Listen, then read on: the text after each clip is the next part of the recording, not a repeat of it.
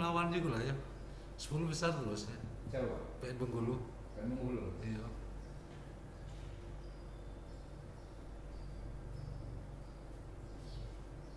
Kemarin tuh kelima-limanya ini PN yang baru naik satu agak loh. Hari ini yang turun ini apa? Sumber. Tidak sumber masih. Tolong aku ini ya. Iya. Apa yang turun ya?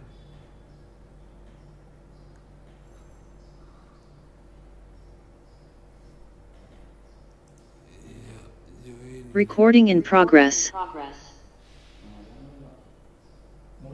Iya. Hah? Sudah. Sudah.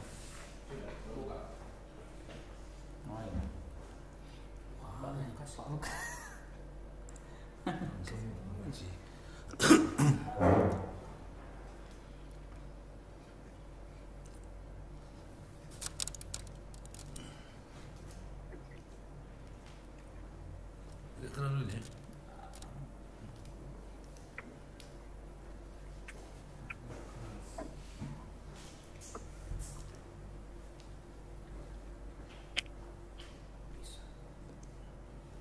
Hidup sama ini Pak.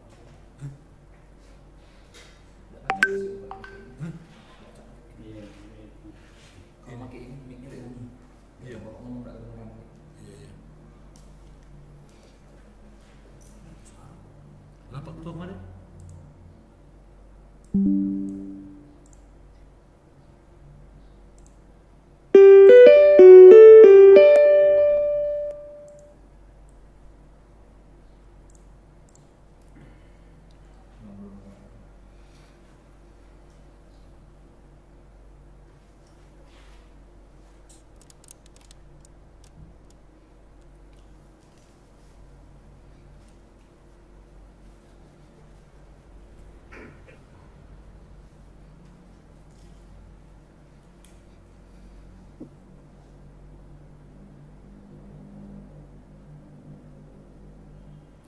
Gorengan tuh nak jenguan tuh. Gorengan tuh nak jenguan. Baik, Bapak Ibu semua, Bismillahirrahmanirrahim. Assalamualaikum warahmatullahi wabarakatuh. Waalaikumsalam warahmatullahi wabarakatuh. Pagi, salam sejahtera untuk kita semua. Yang kita hormati Bapak Sekretaris Direktorat Jenderal Badan Peradilan Umum, Bapak Direktur Pembinaan Tenaga Teknis Badan Peradilan Umum, Ibu Direktur Pembinaan Administrasi Peradilan Umum, Pak Kabawas saat ini belum bisa bergabung dengan kita. Di sini ada Pak Edi Kamaludin serta para peserta ya yang mengikuti uji kelayakan dan kepatutan Panitra Pengadilan kelas 1 dan 1B. Pertama-tama kita panjatkan puji dan syukur kehadirat Allah SWT atas nikmat yang diberikan kepada kita semua, sehingga pada kesempatan ini kita bisa dipertemukan ya, walaupun tidak langsung bertatap muka, untuk mengikuti ujian fit dan proper test ya bagi Panitra 1A dan 1B. Karunia ini patut Bapak Ibu syukuri bersama, karena ini terkait dengan kenaikan kelas pengadilan yang Bapak Ibu sekarang bertugas,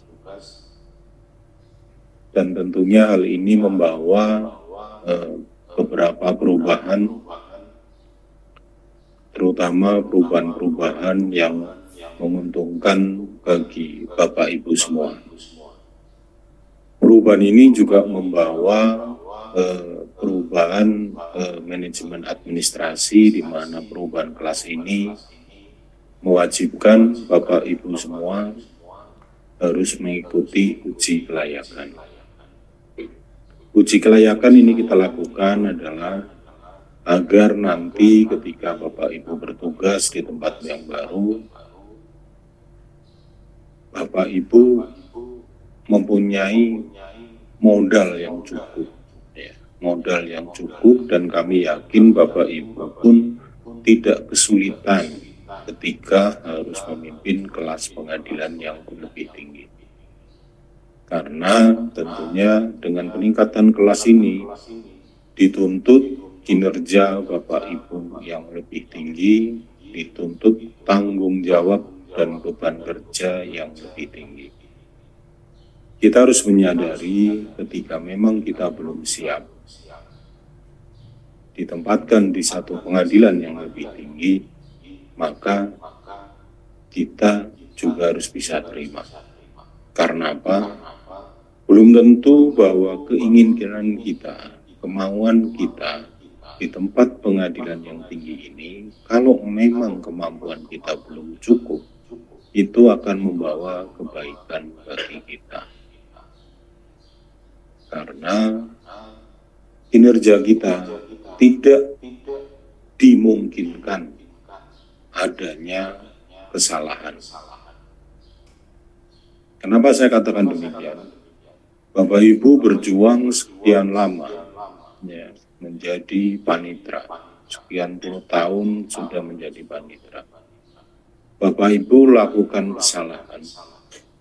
Kesalahan itu yang sifatnya berat, menengah, maka catatan ini akan membawa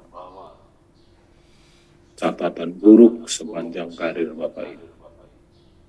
Walaupun sebelumnya Bapak Ibu telah berbuat banyak.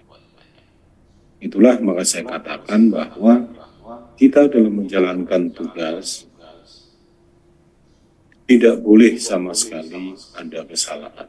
Makanya kita dituntut untuk lebih lagi meningkatkan kemampuan. Bapak Ibu adalah panitra pengadilan. Secara teknis memimpin bagian kepanitraan perkara. Tolong nanti setelah ini dipelajari dengan lebih sungguh-sungguh tentang kemampuan teknis dan administrasi perkara. Hari ini Bapak Ibu akan diuji tentang hal tersebut. Apakah Bapak Ibu dari segi kemampuan teknis, ya, ataupun administrasi perkara sudah memenuhi syarat. Hari ini ada 19 peserta, ya, untuk yang mengikuti fit proper test hari ini. Ada satu peserta yang hari ini tidak bisa mengikuti, yaitu dari panitra Pensumber karena yang bersangkutan sedang ibadah haji. Hari ini ada 5 penguji, ya, saya sendiri, kemudian Pak Kabawas,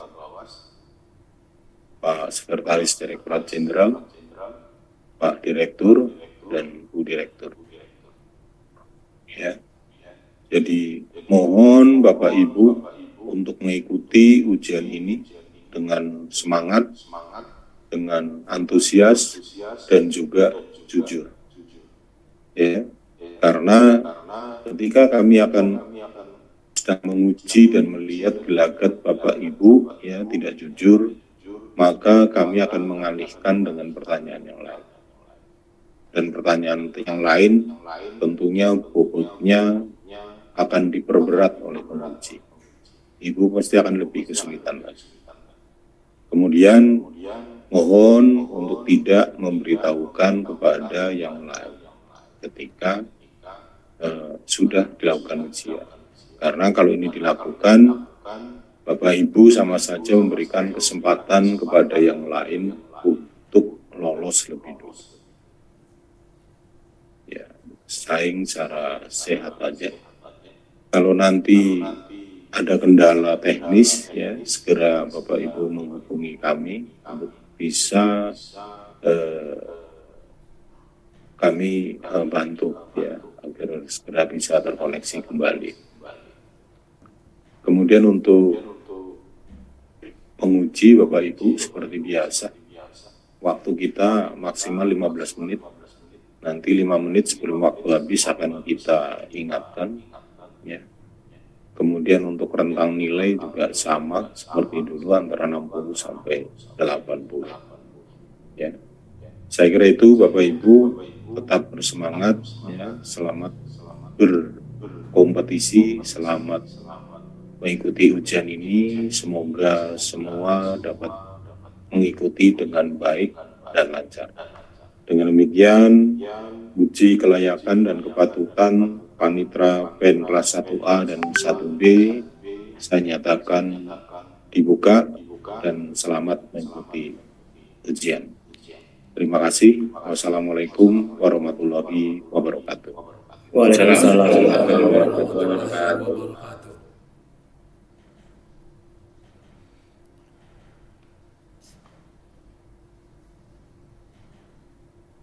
Recording stop.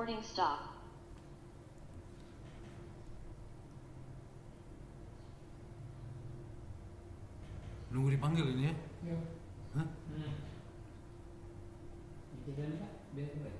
Hah?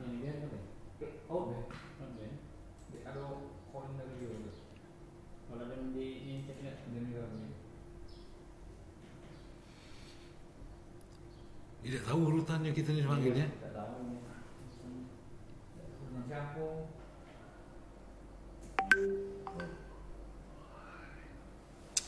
Aduh.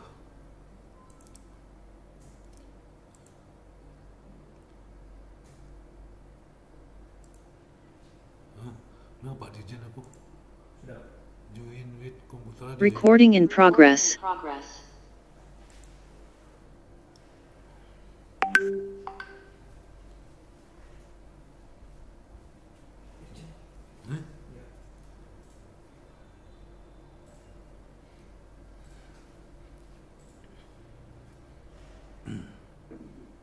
Assalamualaikum Pak Panitra.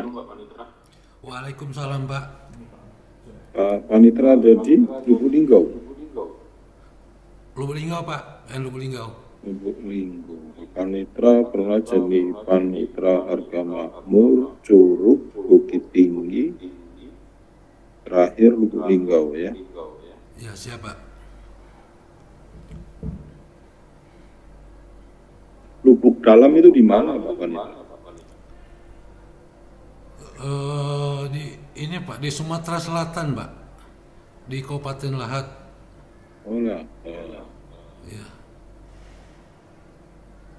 Nah, Pak Panitra bertugas di daerah Bengkulu ya. Iya Pak.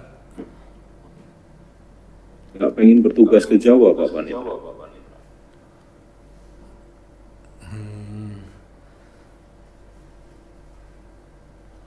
Saya ikut kebijakan pimpinan aja Pak. Iya. Kalau Bapak bilang tidak mau, saya langsung tutup ini tadi. Siap Pak. Ya, kita sebagai aparatur sipil negara atau sebagai abdi negara harus siap di tempatnya. Siap Pak. Tapi pimpinan punya kebijakan, gitu loh. Itu yang harus kita tanamkan. Kalau kita siap di mana saja, tapi ketika akan ditempatkan pun kita akan melihat ya kira-kira apakah juga bagi yang bersangkutan membawa kebaikan. Itulah Mahkamah Agung sekarang Bapak ya. Jadi Bapak tidak usah khawatir ya, ketika kinerjanya memang bagus, kita siap ditugaskan di mana saja, yakinlah bahwa kita mesti akan mendapat tempat yang terbaik untuk Bapak gitu. Ya. Baik Pak Panitra. Pak Panitra sekarang kan minggu kelas 1B ya, naik 1A ya. Iya kan? Iya Pak. Ada perkara perdata yang sudah masuk berapa jumlah saat ini?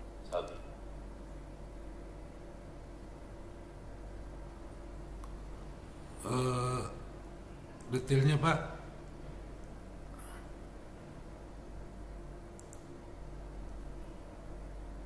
Nggak ingat Bapak. Bapak terakhir menunjuk panitera pengganti kapan sama jurusita? Panitera pengganti saya tunjuk Terakhir.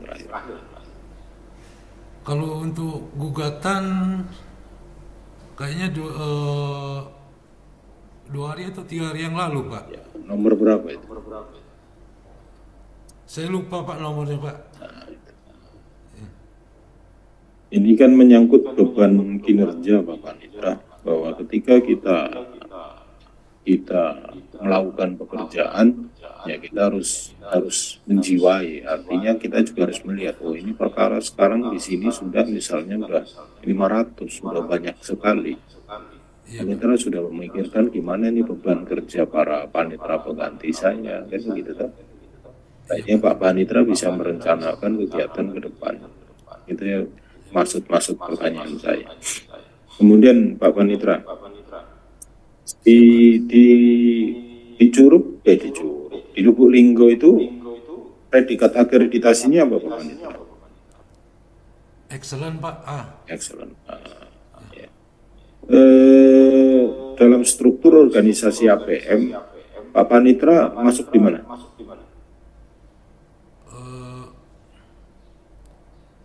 Koordinator teknikal, Pak, teknikal. Koordinator teknikal. Ya. Terus tugas Bapak?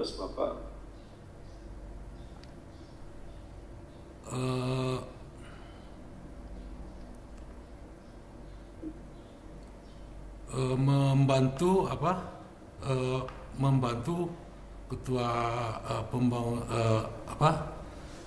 membantu tim APM kinerja yang berhubungan dengan di kepanitraan, Pak. Pemahaman atau pola pikir yang ada di Pak Panitra ini apa sih perlunya akreditasi ini? Untungnya apa sih akreditasi? Bisa diceritakan ke saya, kenapa kok kita perlu akreditasi? Untungnya apa sih bagi pengadilan? Untungnya akreditasi itu, Pak, semua pekerjaan yang kita lakukan terukur gitu, Pak, terukur. Jadi apa yang kita tulis itu yang kita kerjakan, kemudian apa yang kita kerjakan itu juga yang kita tulis. Kemudian terhadap apa yang kita lakukan itu kita bisa mengevaluasi di mana itu, Pak, ya, kendala yang belum berjalan sebagaimana mestinya di lingkungan unit kerja kita. Pak Panitra bisa buka ACE? Bisa, Pak. Silakan Ibu.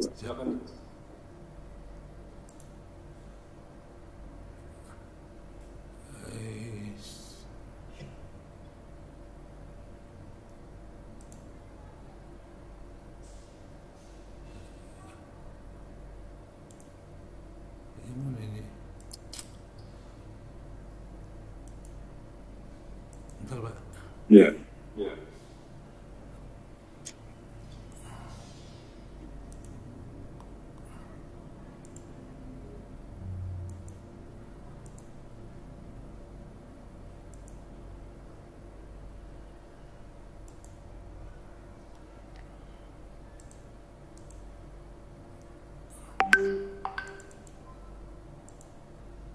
Search. Mana ini S-nya?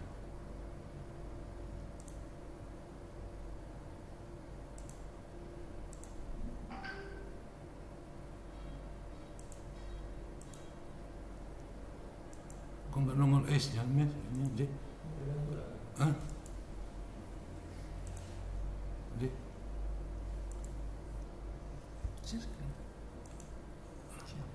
Hah?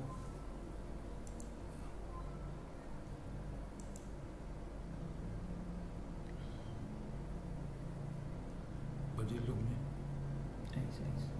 Hah? Ketik di sini. Evaluasi. Hah? Evaluasi. Ini.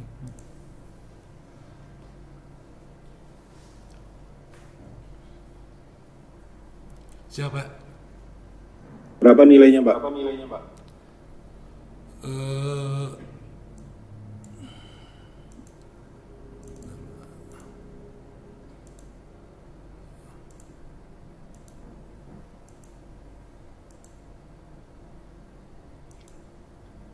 977.76 Pak. Ranking berapa, Pak? Untuk kelas 1A ranking per hari ini Pak, saya lihat nih ranking 2. Kalau untuk seluruh pengadilan terakhir saya lihat tadi pagi tadi itu ranking 14. Ranking 14. Ya. Nilai terendahnya di mana? Nilai terendahnya di kinerja Pak. Berapa nilainya? Kinerjanya 141.55. Harusnya?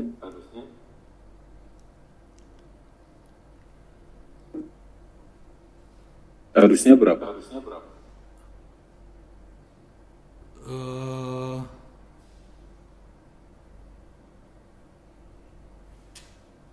Saya lupa Pak maksimalnya itu, tapi ada itu panduannya itu berapa ini. Bukan, kinerja itu, Bapak bisa lihat di situ. Bapak bisa lihat di situ di aplikasi itu yang udah Bapak buka tuh. Bapak bisa lihat mana nilai terendahnya. Nggak perlu Bapak, maksud Bapak, saya memang ingin lihat Bapak bisa buka apa enggak.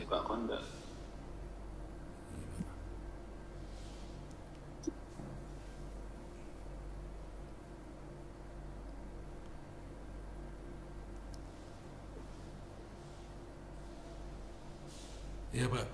Ya, oke. Baik Pak Panitra, terima kasih ya. Nanti coba. Iya Pak. Oke. Iya Pak. Assalamualaikum. Waalaikumsalam warahmatullahi wabarakatuh. Bismillahirrahmanirrahim.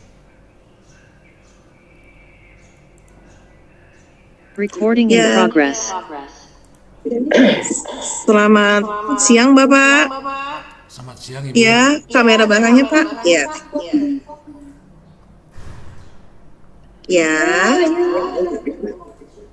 Ya Pak Irsanuddin ya. Untuk pendampingnya ada 2 ya Pak.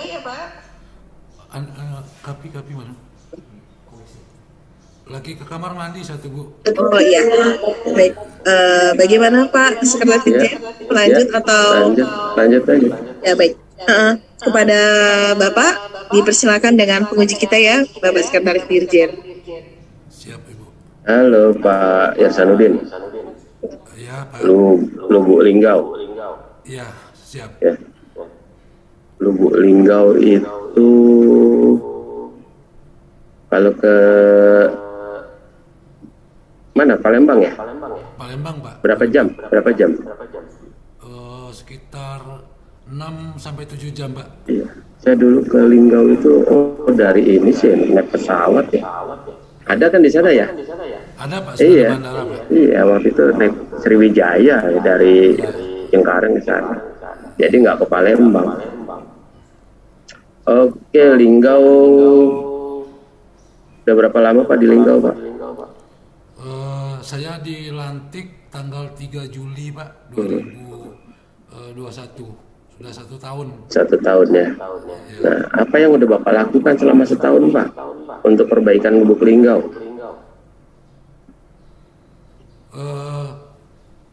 Kalau selama saya di sini Pak, kita kemarin itu ada bikin inovasi pengiriman salinan putusan pidana secara elektronik Pak ke kejaksaan, ke kepolisian dan ke lembaga pemasyarakatan. Elektronik Pak ya? Ya. Ke jaksa, polisian, ke kepolisian dan ke LP. Ya. Oke.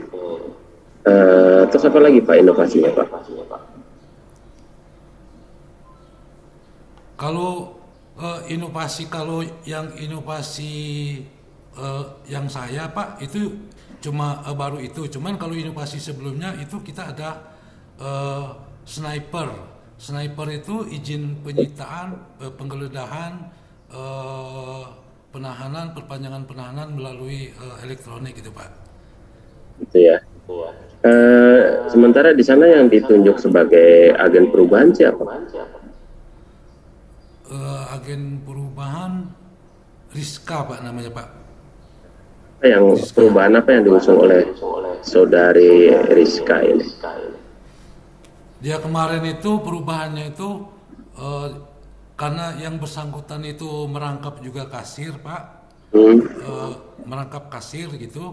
Kemudian dia punya ide melakukan pengembalian sisa panjar itu melalui via transfer bank, Pak. Jadi begitu perkara itu, pendaftaran perkara itu sudah diberitakan di persidangan pertama kepada para pihak, nanti diminta untuk memberikan nomor rekening. Apabila perkara itu putus, saat itu uangnya dikembalikan, sisa panjar perkaranya dikembalikan via transfer, Pak. Jadi nggak terpotong lagi dengan pemberitahuan untuk pengambilan sisa panjar, Pak ya? Iya. Oke.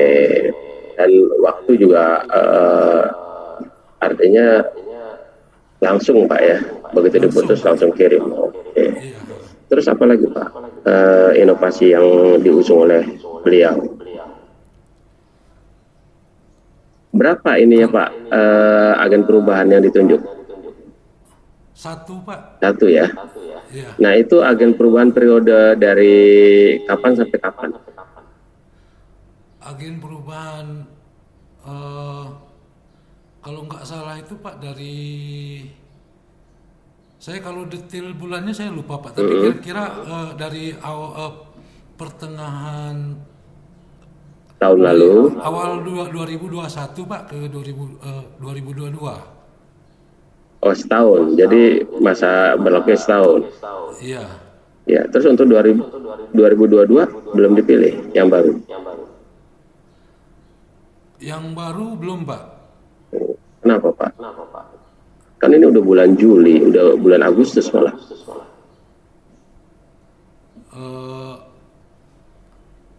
Saya mau izin maaf, Pak. Mungkin saya keliru, Pak. Mungkin karena saya apakah waktu pemilihannya itu di awal 2021 atau di pertengahan tahun, Pak? Saya lupa, Pak. Ya. Jadi kalau itu kan masa berlakunya kan 6 bulan, Pak. Iya. Jadi setelah 6 bulan ya sebaiknya dipilih. Diadakan pemilihan lagi, Pak. Walaupun nggak menutup kemungkinan dia jadi agen perubahan yang berikutnya. Nggak masalah, tapi proses pemilihannya harus tetap dilakukan. Itu cara milihnya waktu itu gimana, Pak?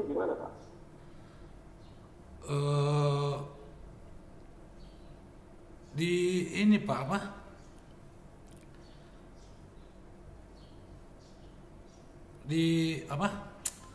Disebarkan angket gitu, Pak. Ada timnya nggak, Pak? Ada tim, Pak. Ada tim. Oh. Dan sebarkan angket. Terus ada wawancaranya nggak, Pak? Ada, Pak. Wawancaranya ada. Ada wawancaranya ya. Oke. Sebenarnya berapa calon yang terjaring waktu itu, Pak? Kita kemarin itu, Pak, ada mengusulkan itu 2, Pak. Cuman yang kepilih itu 1. Kemudian, Pak, terkait dengan arsip, Pak ya. Arsip. Ada nggak prosedur atau aturan terkait dengan peminjaman arsip di pengadilan Linggau, Pak? Ada, Pak. Ada. Gimana? Prosedurnya gimana, Pak? Jadi prosedur pengarsipan, Pak ya. Prosedurnya itu dari dari bagian pidana gitu, diminutasi, kemudian ditandatangani berita acara penyerahan berkas perkara oleh Panmut Pidana kepada Panmut Hukum, Pak. Terus? Ya. Berapa lama, Pak, boleh minjem? Peminjaman, Pak. Peminjaman itu 3 hari, Pak. Kalau lebih dari 3 hari? Mengajukan peminjaman kembali, Pak. Perpanjangan ya? Iya. Oke. Terus pengelolaan arsipnya udah elektronik atau masih manual, Pak? Masih manual, Pak. Belum pakai elektronik, Pak? Kan SCPP kan ada, Pak, fitur untuk penataan arsip. Kalau arsipnya masih dilakukan secara manual Pak, tapi untuk pengaturannya ke ruang arsip itu kita sudah mengikuti SIPP. Ya, yang penting itu Pak. Ya. Kemudian terkait dengan susunan Pak. Susunan berkas di dalam arsip ya. Sesuai dengan SK 1339 ya. Itu kan dalam berkas yang udah diminutasi kan susunannya sudah diatur Pak ya. Nah itu untuk perkara perdata, perkara pidana susunannya seperti apa?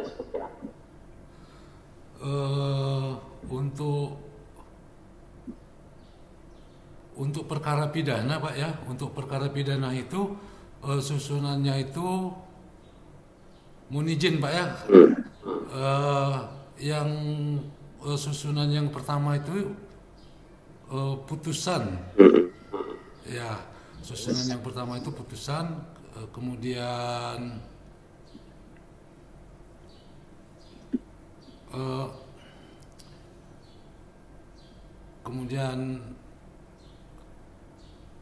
penetapan gitu Pak, penetapan penunjukan majelis panitia. Ya, penetapan lah gitu ya. Terus kemudian berita acara, kalender belum? salinan Pak ya, salinan putusan dan petikan putusan. Itu yang pertama. Terus setelah itu kan penetapan ya. Habis penetapan apa lagi?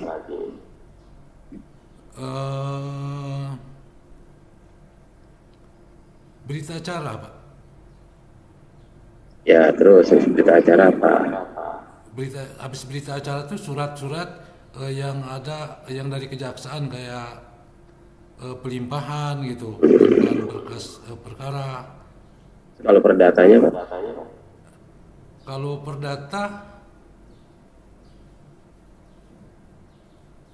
perdata itu sama Pak, yang pertama itu putusan.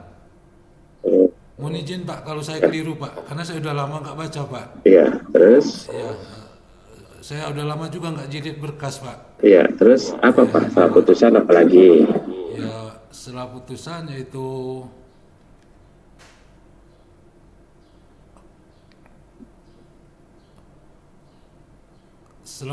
relas Pak ya.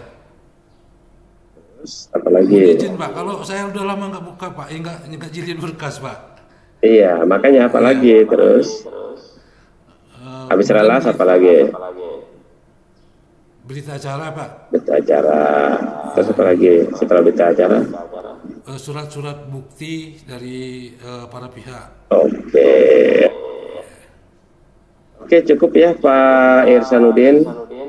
Siapa? Yo, makasih ya. Terima kasih Pak Irsanuddin. Ya bisa di lab minta tolong Pak Andenya Pak. Ya, Bu. Iya.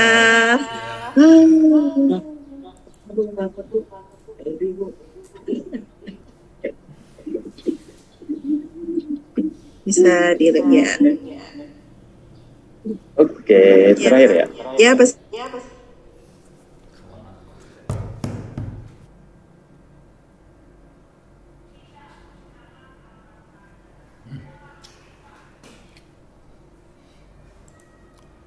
Recording in progress. Selamat siang Pak. Selamat siang Pak.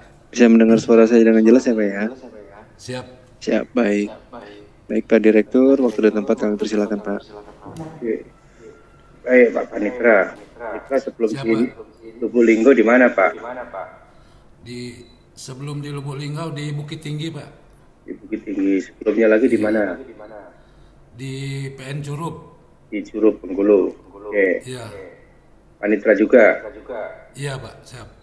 Oke, Pak Panitra, kita bincang-bincang sebentar ya. Pak Panitra pernah dengar namanya GS kan? Iya Pak. GS. Ya.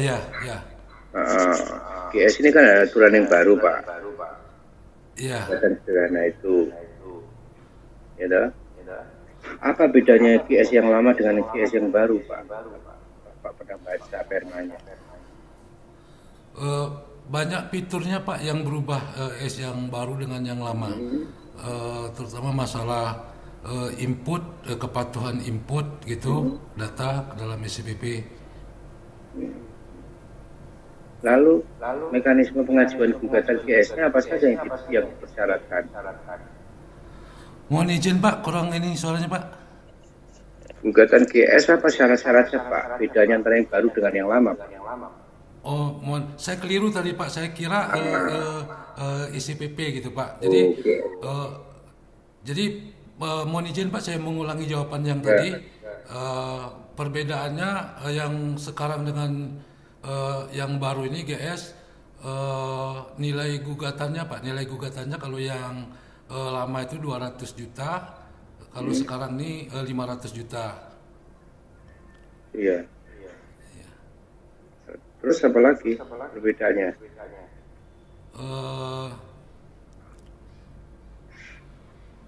Perbedaannya bisa apa?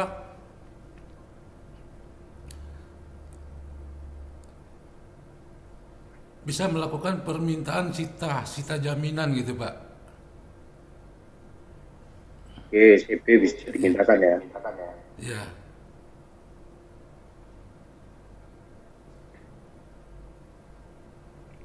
Terus apa lagi Pak?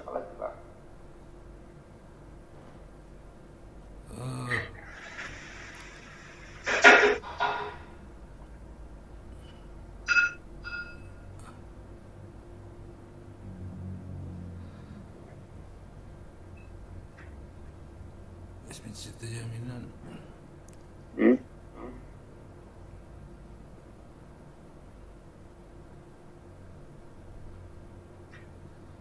Oke, saya Pak. Sekarang apakah semua perkara itu bisa diajukan upaya hukum kasasi, Pak? Apakah semua perkara bisa diajukan upaya hukum kasasi?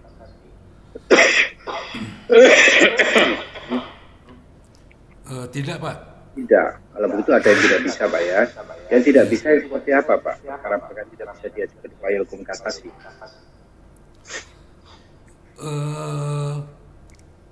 Kalau perkara pidana tuh Pak, yang ancaman hukumannya di bawah 1 tahun, Pak. Terus apa lagi, Pak?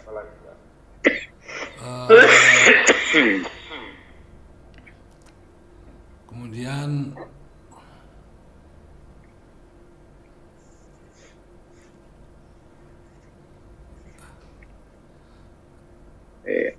GS Pak, GS. Yes, ya. Ya. Ya. Kalau GS upaya hukumnya apa, Pak? Keberatan, Pak. Keberatan. Berapa lama harus diputuskan oleh hakimnya? Keberatannya 14 hari, Pak. Putusan keberatannya? Iya. Iya. 14 hari diajukan, Pak. Kalau GS-nya itu minimal maksimal 25 hari sudah diputuskan. GS-nya. Kalau keberatannya harus diputuskan berapa lama? 14 hari, Pak. 14 hari. Oke, nanti dibaca lagi, Pak ya. Oke, sekarang Pak. Ada perkara-perkara yang sebenarnya bisa kasasi, Pak. Tapi karena tidak memenuhi syarat formal, maka tidak bisa dikasasi. Ya. Apa syarat formal untuk mengajukan kasasi itu, Pak?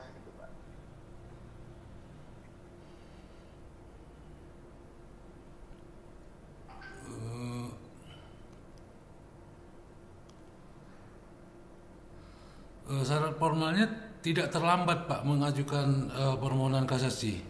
Oke, tidak terlambat mengajukan kasasi. Dari kapan? Kalau seandainya saya hari ini menerima pemberitahuan isi putusan banding dari Pengadilan Negeri Lubuk Linggo, ya, kan yang menyampaikan GS-nya Lubuk Linggo, PT-nya putusan PT Palembang. Ya. Terus berapa tenggang waktu saya bisa mengajukan permohonan kasasi? Berapa lama? 14 hari, Pak, sejak putusan diberitahukan. Oke. Terus apa lagi syarat formal kasasi? Ya, ini kemudian pemohon kasasi gitu harus menyampaikan memori kasasi. Kapan memori kasasi harus disampaikan? 14 hari juga dari ini Pak, dari dia mengajukan permohonan kasasi. Sejak pernyataan kasasinya itu ya. Ya. Oke, kalau umpamanya hari ini hari terakhir saya mengajukan hari terakhir saya mengajukan memori kasasi, ya. Tapi saya baru menyerahkan 2 hari kemudian. Apakah permohonan kasasi bisa diterima? Tidak bisa Pak. Kenapa? Tidak diterima karena sudah lewat dari tenggang waktu yang ditentukan oleh undang-undang menurut aturan. Oke. Jadi yang dibuat oleh panitera apa kemudian? Kalau ya surat yang dibuat oleh panitera itu surat keterangan yang menyatakan bahwa permohonan kasasinya tidak memenuhi syarat formal, kemudian diketahui oleh ketua pengadilan yang untuk selanjutnya ketua pengadilan melaporkan ke Mahkamah Agung dan berkas perkaranya tidak dikirim ke Mahkamah Agung, Pak. Panitera membuat surat keterangan terlambat menyerahkan kasasi. Kemudian atas dasar surat itu disampaikan kepada ketua membuat penetapan. Iya, siapa? Ya. Nah itu Pak mekanisme. Iya, maaf Pak. Ya. Yang dibuat sampai lupa. Iya siapa? Saya membuat surat keterangan terlambat menyerahkan memori kasasi. Kemudian yang menyatakan bahwa ini tidak memenuhi syarat formal adalah ketua pengadilan dalam bentuk penetapan, gitu? Siapa? Ya. Oke, sekarang Pak, saya punya kasus di Lubuk Linggau. Ya, saya perkara. Saya menang, putusan saya sampai PHT. Objek sengketa itu yang saya sengketakan ada di PN Palembang. Ya. Karena saya sudah menang dan kemudian putusan saya ini sudah PHT, saya ingin eksekusi. Kemana saya hendak mengajukan permohonan eksekusi? Ke PN Lubuk Linggau, Pak. Ke PN Lubuk Linggau, bukan di PN Palembang. Karena tempat untuk mengajukan eksekusi itu di mana tempat PN untuk memutus perkaranya. Kemudian nanti atas permohonan eksekusi yang diajukan oleh untuk dilaksanakan nanti kita delegasikan ke PN Palembang. Tapi pengajuannya tetap di PN Lubuk Linggau, Pak. Oke, jadi pengajuannya tetap di PN Lubuk Linggau. Iya. Didelegasikan ke PN Palembang. Iya. Oke, terus. Nah, ketika perkara permohonan eksekusi saya itu sudah berjalan bersama Aning juga, datanglah pihak ketiga. Pihak ketiga ini menyatakan, itu barang saya yang ada di Palembang itu. Apa upaya hukum yang dimiliki oleh pihak ketiga ini mempertahankan hak-haknya itu?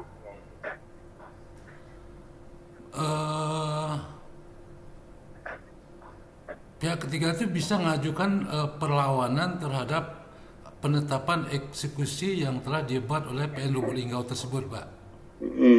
Di mana perlawanan itu diajukan oleh pihak ketiga itu?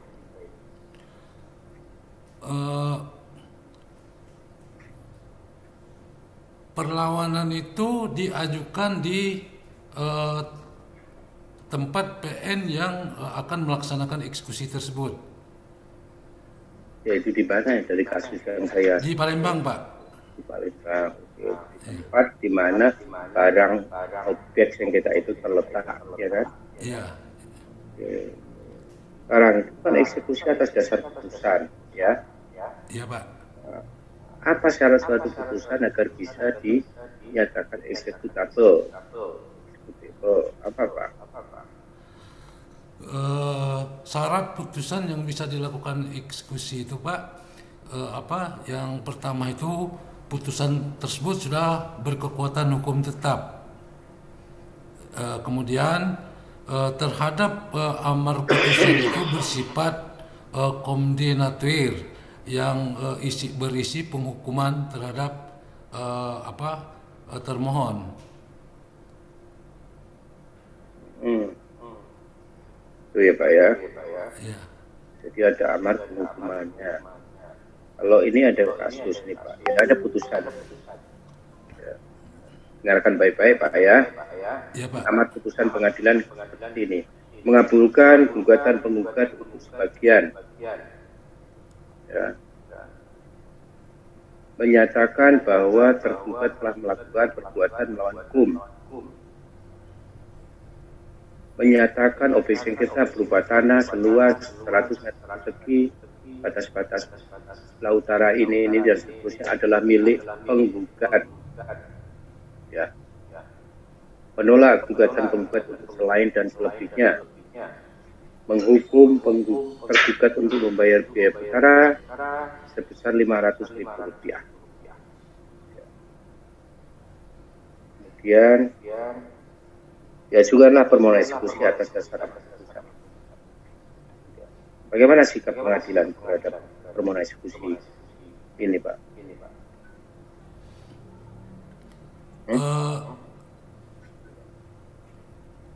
Ayo. Mana, Pak? Ya siapa? Jadi terhadap permohonan eksekusi yang diajukan oleh pemohon itu sesuai dengan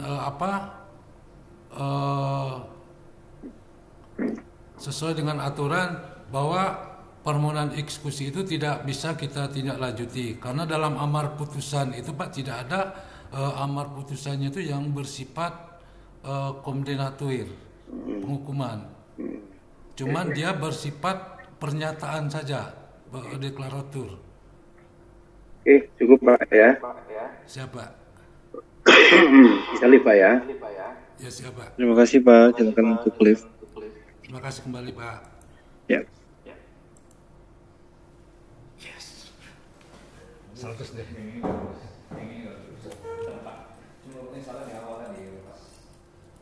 Aku udah dengar.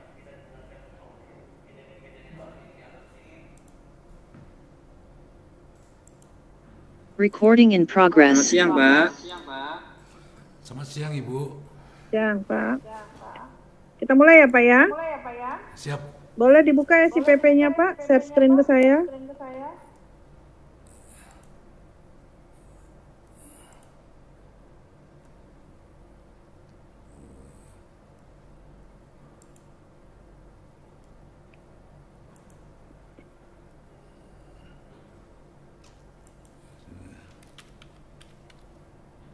SPP ya? Ya, SPP PPN Bapak.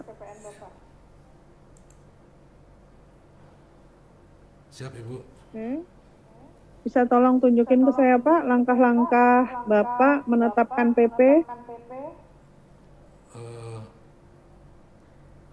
Untuk perkara pidana Bu ya? Boleh. Perkara pidana.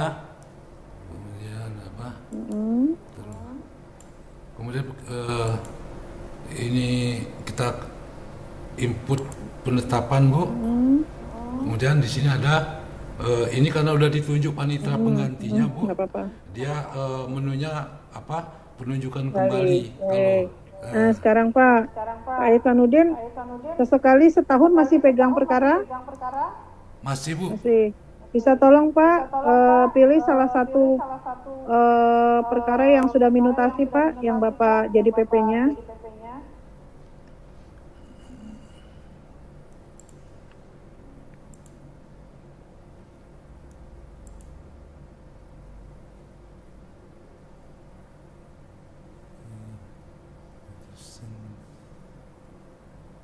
Ini perkara Bapak semua?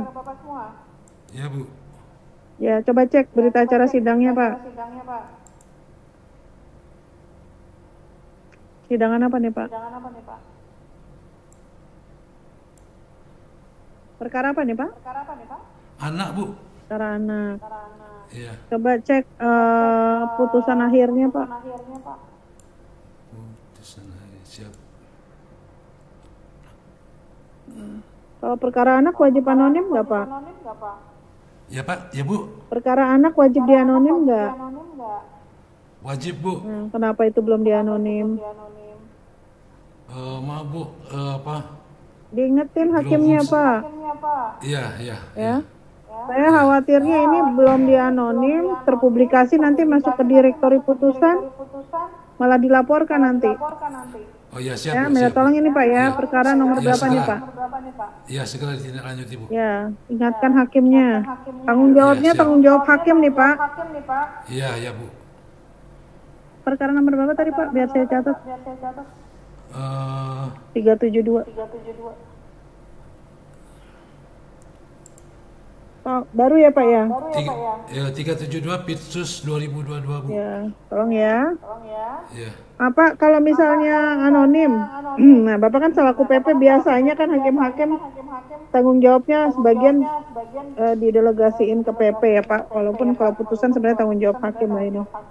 Iya. Kalau di anonim dalam perkara anak Pak, apa saja yang wajib dianonimisasi Pak? Nama Bu. Ya, nama bagaimana cara anonimnya? Anak disebutkan Statusnya, anak. ya. Ya. Terus apalagi Pak yang wajib dianonim? Ini wajib anonim saksi. Saksi kalau saksinya anak ya Pak. Iya saksinya. Ya. Terus apalagi Pak terkait identitas si anak apalagi yang wajib dianonim? Selain nama. Nama. Tempat tinggal Bu. Ya, Tempat tinggal. alamat. Ya. Gimana cara anonimnya? Alamatnya kota saja Bu. Ya. Ya. Kalau anak masih bersekolah wajib dianonim nggak nama sekolahnya? Wajib Bu. Ya, tinggal disebutkan sekolah anak gitu ya Pak. Ya. Oke. Sekarang tolong buka NIS-nya Pak.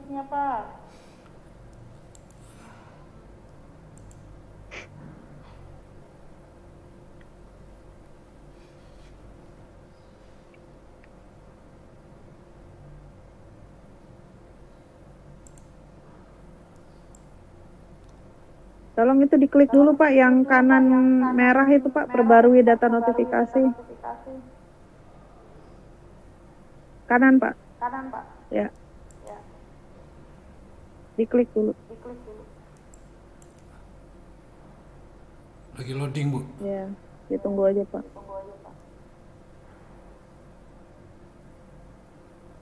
Oke, sekarang, nah.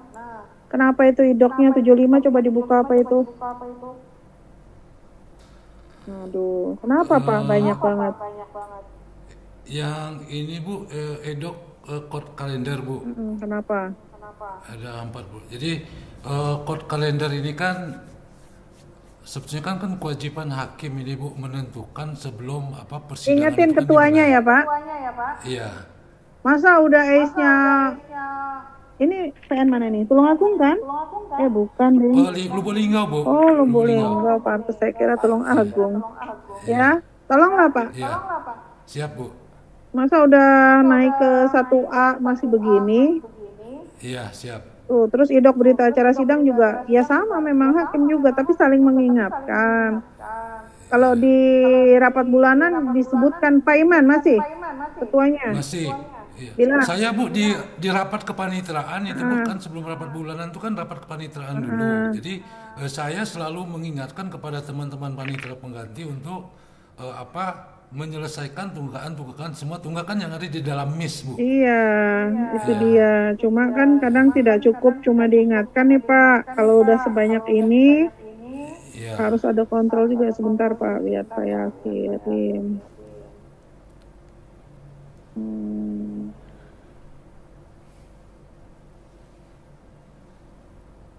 Kan lumayan banyak nih Pak. Terus lagi coba lihat jadwal apa itu yang kayaknya baru di sini ada jadwal sidang sampai 51, coba Pak lihat. Ini pengisian kode kalender Bu. Kalau ngisi kan PP Bapak. Sudah ada yang tertulis tinggal dituang di situ. Jadi gimana nih Pak? Apa sama sekali belum diterapkan kode kalender? Sebagian ada, sebagian belum Bu. Aduh. Terus itu coba lihat yang perdata 5, apa itu? 5, ini panjar biaya perkara kan habis nih Bu. Itu baru warning.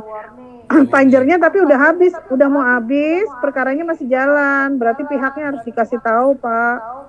Iya siap. Bisa panjar coba lihat bawahnya. Sisa Panjar 1. Sisa Panjar. Sisa 6 bulan Bapak. Ini permohonan, Bu. Terakhir 18 permohonan. Juli. Tanggal pemberitahuan tanggal 11 masih berjalan sih ini. Cuma diingat ya Pak ya. Kan tanggal pemberitahuannya 11 Agustus berarti 6 bulan dari itu harus sudah masuk kas negara ya kalau nggak diambil. Iya siap Bu. Oke. Sekarang coba, nah ini ditutup Pak. Di Lubulingga ada konsinyasi Pak? Belum ada Bu. Belum ada? Iya. Sama sekali? Iya. Bapak udah pernah baca Perma 2 2021? Tentang perubahan penitipan itu Pak ya? Ya. Perma nomor 4 2016 ya. Apa Pak yang paling berubah? Yang paling berubah itu ketika pemohon menyampaikan penitipan ganti kerugian gitu, kemudian sekaligus dengan menitipkan uangnya, Bu. Ya, di awal. Nah, sekarang Pak, kalau ngelihat data seperti ini, coba Bapak kalau mau ngecek tahun 2021-nya penasaran saya, jangan-jangan 2021-nya lebih berantakan. Gimana caranya?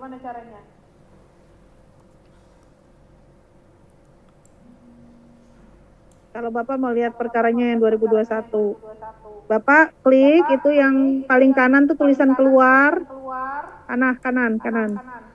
Di belakang, nah, Bapak pilih tahunnya, ya 2021.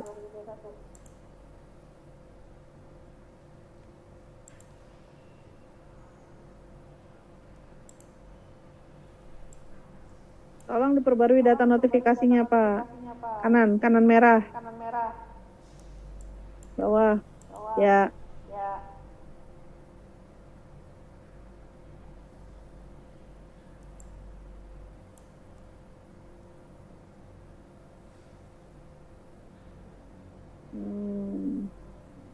Udah lebih tertib lah ini ya. Tadi kan sampai 70, ini cuma 20. Coba idoknya dibuka, kenapa itu? Idoknya tetap kode kalender, Bu. Yang 20. Ada. Ya. Ya. Tolong Pak saling mengingatkan. Terakhir Pak, tolong jelaskan ke saya Pak, bagaimana sih ketentuan yang diatur di Surat Dirjen 352 tentang monitoring akurasi data SIPP?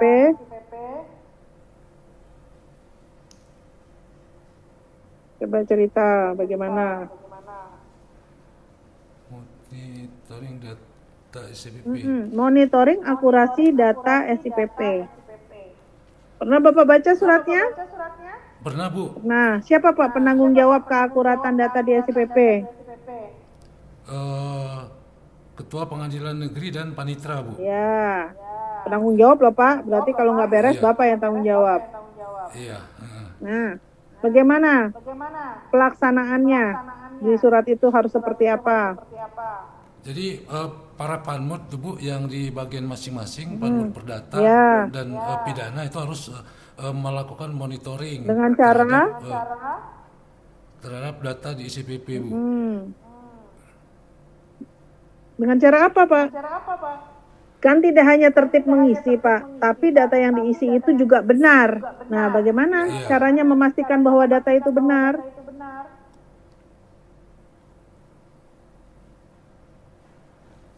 Gimana caranya? Yang diminta di surat itu detail loh Pak, disebutin harus bagaimana.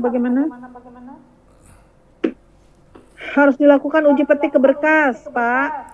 Iya. Jadi jangan cuma lihat kolomnya semua terisi, oke, semua kolom wajib diisi. Terus yang diisi itu isinya juga harus sama dengan apa yang tertulis di berkas ya, Pak.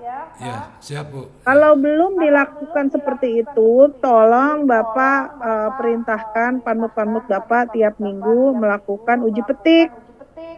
Ya, baca lagi surat itu sama-sama deh di kepanitraan.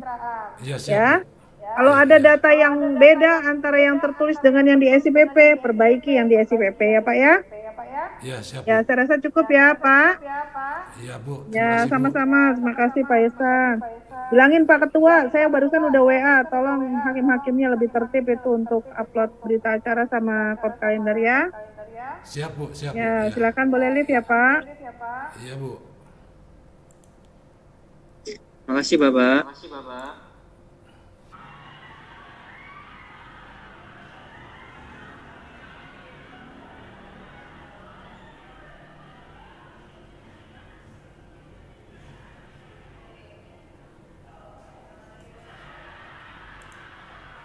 Recording in progress.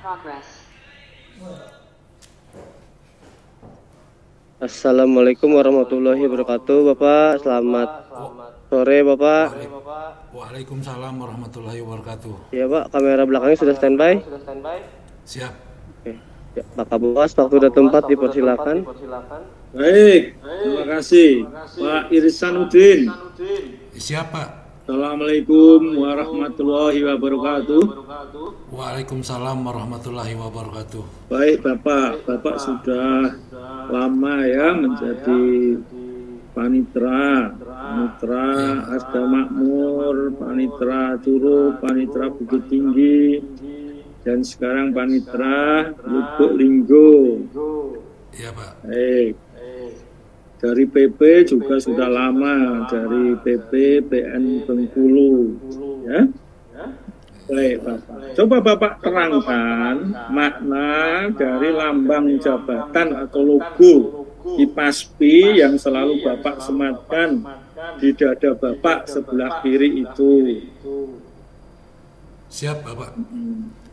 Jadi logo IPASPI itu Pak, yang pertama ini kan bintang. Ya.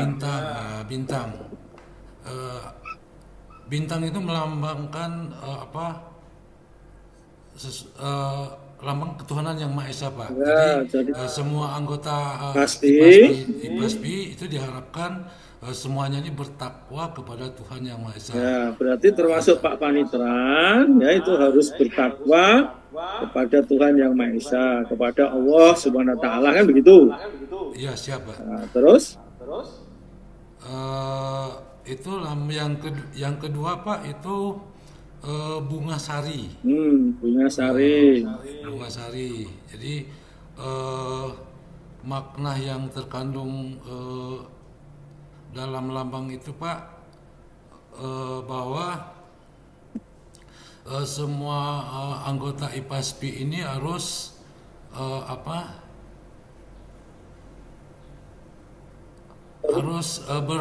berperilaku baik, mengharumkan harus berperilaku baik, baik di dalam maupun di luar kedinasan, dan mengharumkan organisasi kita Pak. Ya, berbudi luhur ya. Berbudi luhur. Baik. Selanjutnya yang ketiga itu lingkaran bola api Pak. Ya. Lingkaran bola api itu bagian dari lambang yang ada Mahkamah Agung. Itu maknanya Pak, bahwa kita dalam bekerja itu tidak lepas dari arahan dan petunjuk dari Mahkamah Agung. Ya, mentaati peraturan-peraturan yang berlaku. Iya. Ya. Terus? Kemudian yang keempatnya itu Pak, yang Tirta. Yang keempat itu Tirta. Tirta berarti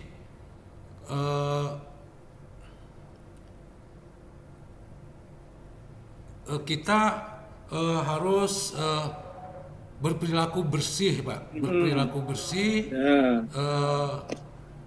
baik di dalam maupun di luar kedinasan. Ya, bersih, tertib, jujur ya. Ya. Baik, terus kan ada di situ ada tulisan apa itu? Kan ada tulisan IPASPI itu kan? Iya, IPASPI. Di tulisan IPASPI itu Pak ada 4 riak gelombang gitu Pak. Jadi ya itu yang mencerminkan kita harus tertib administrasi, tertib perkantoran, tertib jamu kerja, dan tertib rumah tangga. Oh, berarti catur tertib ya itu, 4 tertib lah ya. Tertib ya Pak. Ya. Baik, Pak. IPASPI itu tadi singkatan apa ya? IPASPI itu sesuai dengan ADRT yang lama itu, Ikatan Panitra Sekretaris Seluruh Indonesia. Dan jadi IPASI kalau itu. Ikatan Panitra Sekretaris Seluruh Indonesia, kan IPASI jadi. Itu kan IPASPI.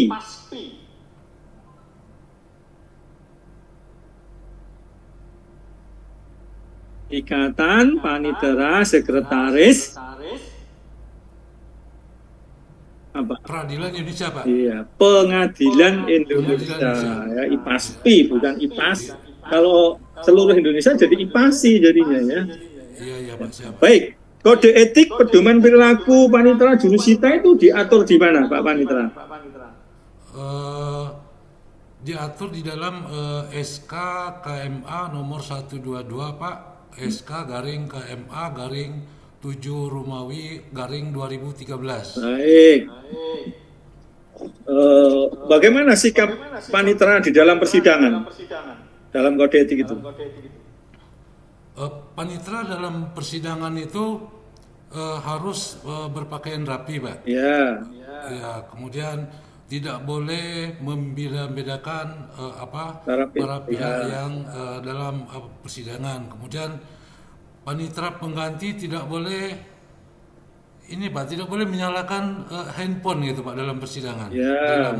Dan panitera pengganti tidak boleh mengantuk saat persidangan berlangsung.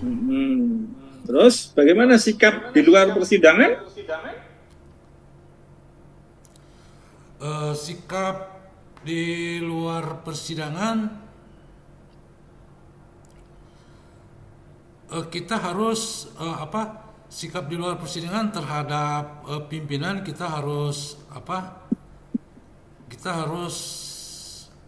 menjaga hubungan baik terhadap pimpinan maupun terhadap bawahan atau rekan sejawat kita di kantor, Pak. Baik, itu kepada sesama ya. Kalau sikap panitera di luar persidangan, jadi panitera tidak boleh ya menjadi penasihat hukum. Oh ya, siapa?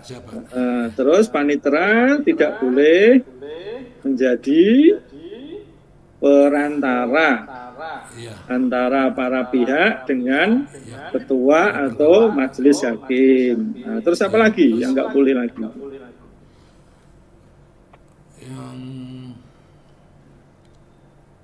Panitera jurusita tidak boleh ya masuk ke tempat-tempat hiburan, Pak. Ya, ke tempat perjudian, tempat mabuk-mabukan, terus prostitusi, ya, itu enggak boleh. Apa yang enggak boleh lagi?